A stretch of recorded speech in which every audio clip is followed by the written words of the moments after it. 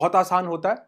इसको करने का जो तरीका है वो आपको बताता भी हूं और अब करके दिखाता भी हूं, थोड़ा ध्यान से देखिएगा। इसको करने के लिए सबसे पहले तो सीधे सुखासन में बैठ जाना है। बैठ करके अपनी रीढ़ की हड्डी को सीधा रखना है। आपका मुंह इसमें बंद रहेगा। ध्यान रखिएगा, जैसे मैंने बोला मुंह से सांस नहीं लेनी, नाक से ही सांस लेनी है। जो भी इनहेलेशन और एक्सहेलेशन होगा वो थोड़ी तेज होगा। जैसे कपालभाति में हम लोग क्या करते हैं, कपालभाति में हम एक्सहेलेशन करते हैं, इनहेलेशन यानी सांस छोड़ते हैं जोर से, लेकिन सांस लेना अपने आप ही होता है। वैसे इसमें हम सांस लेना और छोड़ना दोनों तेजी से करेंगे, लेकिन बहुत ज्यादा तेजी से नहीं, इसलिए बोला था ध्यान से देखना ताकि आप इसका मैक्सिमम बेनिफिट ले पाओ।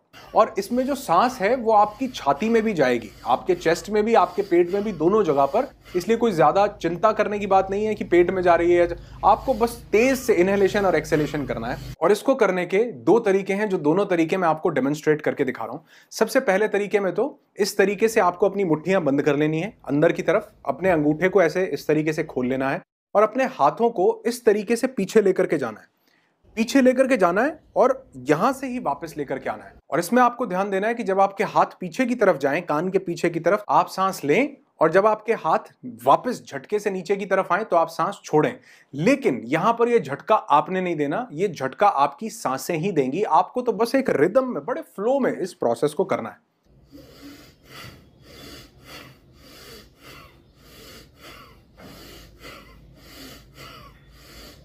और पहली बार जब आप इसको करेंगे तो 10 बार करने से ही शुरू कीजिएगा।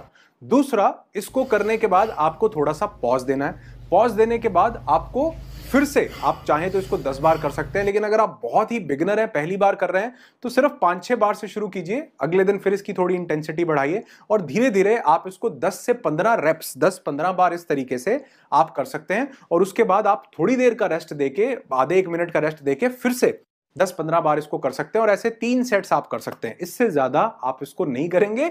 इतने में ही आपको अमेजिंग बेनिफिट मिलेगा, क्योंकि इससे जो हाइपर ऑक्सीजनेटिव एनवायरनमेंट आपकी बॉडी को मिलता है, उससे क्या होता है, आपका मेटाबॉलिज्म तेज होता है और ये कार्बन डाइऑक्साइड जो स्पीड से बाहर निकलती है, ये आपके अंदर एक गर्मी, एक ऊर्जा पैदा करती है, जिससे वो फैट जो है बर्न होता है। इस एक्सरसाइज को करते हुए भी कैलोरीज बर्न होती हैं और उसके साथ साथ जब आप सोएंगे तो बेसल मेटाबॉलिक रेट हाई हो जाएगा, जिससे वो जो स्टोर्ड फैट है बॉडी उसको ईट करने लगेगी। पहला तरीका ये। दूसरा तरीका, जो आपको कंफर्टेबल हो आप वो कर सकते हैं। इस तरीके से अपने हाथों को सामने ले आएंगे, मुट्ठियों को जैसे हमने पहले अंदर की तरफ बंद किया था, अब इनको बाहर की तरफ बंद कर लेंगे और अपने हाथों को सांस लेते हुए पूरा ऊपर लेकर के जाएंगे, हथेलियों को खोलेंगे और ठीक ऐसे ही सांस छोड़ते हुए वापस लाएंगे इसी पोजीशन में।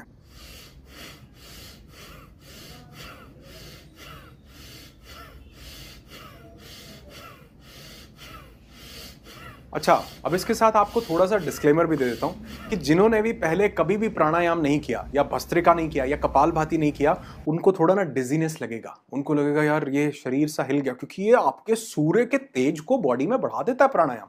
इसीलिए कहा जाता है वो लोग जिनको बीपी हो या हार्ट के इश्यूज हो या फिर स्टमक में कोई अल्सर की प्रॉब्लम हो, चक्कर वक्कर आने की दिक्कत हो, वो लोग इसको कभी भी ना करें। लेकिन अदरवाइज बाकी सब लोग इसको कीजिए। इसलिए बोला 5 या 6 से शुरू कीजिए। कपालभाति और भस्त्रिका ये दोनों करने के बाद, क्योंकि ये सूर्य नाड़ी के प्राणायाम है, गर्मी लाते हैं, तेज बढ़ाते हैं, सूर्य नाड़ी को तेज कर देते हैं, तो आपको इनको करने के बाद एक, कम से कम 1 या 2 या 3 चंद्र नाड़ी के प्राणायाम जरूर करने चाहिए। तो अगर आप भस्त्रिका कर रहे हैं सिर्फ और सिर्फ वेट लॉस के लिए, तो इसके बाद आपको अनुलोम विलोम करना जरूर